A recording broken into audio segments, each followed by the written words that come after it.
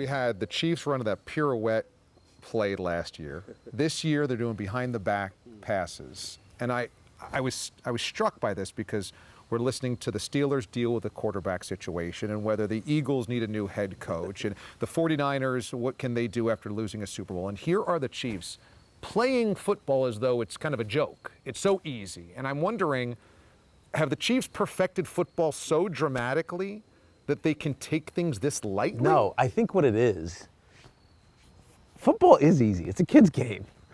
You know what I mean? You're the first person to ever I heard say that, but okay, carry on, carry on. I'm talking about like the core of it. It's a kid's game. Like the schemes and all that stuff is very complicated. Like even return schemes are complicated, but it's a kid's game. So if you don't let players have fun, it becomes work. You know what I mean? I know exactly what you mean. And that's the last thing you want. You want kids. They're all kids to me because I'm almost 50.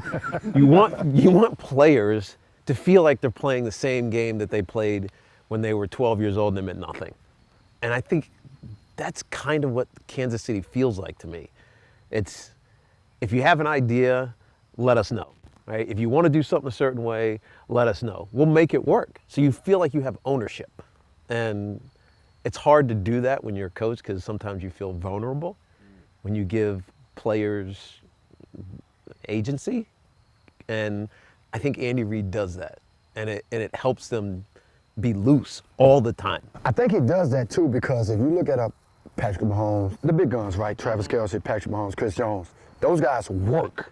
Right. You know what I mean? Right. So when you work. Right. By the way, you're not going to pay them if they don't work. Exactly. And you're not going to give them that freedom you're talking about if they're not working on all the basics and fundamentals and all that. So I think Andy Reid is a fair coach. I don't know how Coughlin was or Foster was for you, but Dick Vermeil was that way. Mm-hmm. You work hard, he'll give you a little leeway. Yeah. And I think I see the same thing in Andy Reid. Like, these guys are working during the off season, off the field. They're taking care of their business off the field. So therefore, when it comes to pirouette plays and behind the back passes and all the extracurricular, it's okay because 99% of the time, we're also getting that core hard work from those guys. You remember Patrick Ewing, who was a head coach at Georgetown? Yeah. And one of his players took like some stupid shot and they just happened to be in the huddle. You remember this, right? And he's like, I forget what the player's name was. He's like, do you practice that? What kind of shot is that? Do you practice that?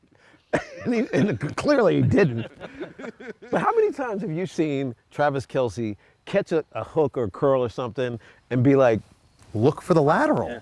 He practices it. Exactly.